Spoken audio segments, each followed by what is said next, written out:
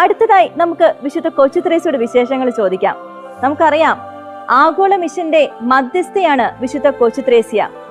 ഈശോയുടെ കയ്യിലെ ഒരു കുഞ്ഞു കളിപ്പന്തെന്ന് സ്വയം വിശേഷിപ്പിച്ച വിശുദ്ധ കൊച്ചു ത്രേസ്യക്ക് ഞങ്ങളോട് എന്താണ് പറയാനുള്ളത്?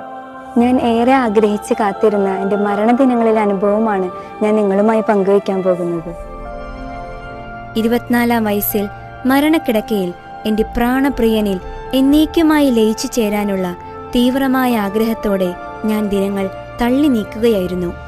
1897 ജൂലൈ 17 ഞാൻ പറഞ്ഞു, ഭൂമിയിലുള്ള എൻ്റെ പ്രിയപ്പെട്ടവർക്ക് ചെറിയ സംഭാവനകൾ നൽകാൻ സാധിക്കയില്ലെങ്കിൽ സ്വർഗത്തിൽ എനിക്ക് ഒരു സുഖവും ഉണ്ടാകില്ല.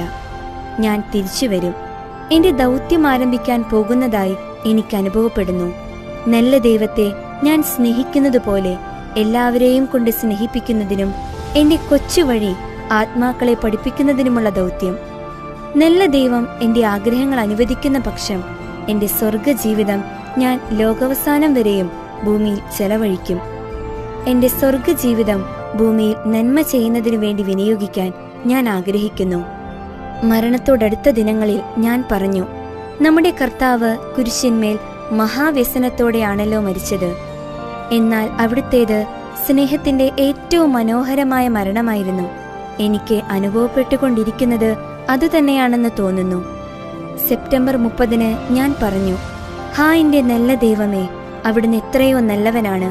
പാവപ്പെട്ട അങ്ങയുടെ കുഞ്ഞുമോളുടെ മേൽ ദയയുണ്ടാകണമേ. പിറ്റേന്ന് ഒക്ടോബർ 1 ഞാൻ മുറിയിലെ പുഞ്ചിരി മാതാവിൽ ദൃഷ്ടിയുറപ്പിച്ചു.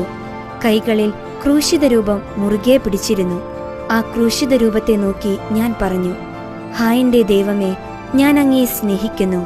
ഉടനെ എന്നിലൊരു സ്വർഗീയ ഉന്മേഷത്തിന്റെ പ്രസരിപ്പ് നിറഞ്ഞു. ഹർഷപാരവശ്യത്തിന്റെ പ്രതീതി. അനന്തരം ഞാൻ കണ്ണടച്ചു മരിച്ചു. ചിരിച്ചുകൊണ്ടാണ് ഞാൻ മരിച്ചത്. അന്നെടുത്ത ഫോട്ടോയിൽ അത് പ്രകടമാണ്. ഞാൻ എൻ്റെ വിസ്മയകരമായ മരണാനന്തര ജീവിതം ആരംഭിക്കുകയായിരുന്നു. അതെ, ഇന്നും ഞാൻ എൻ്റെ മിഷനറി ദൗത്യം തുടരുകയാണ്. ഇന്നത്തെ തലമുറയ്ക്ക് ഏറ്റവും അനുയോജ്യമായ സന്ദേശങ്ങളാണ് സഭയിലെ ഈ 3 സന്യസ്ത വേദപാരംഗതർ പകർന്നു നൽകിയത്. ഇത് നമ്മുടെ ഹൃദയത്തിലേക്ക് നമുക്ക് സ്വീകരിക്കാം. അതെ, തീർച്ചയായിട്ടും.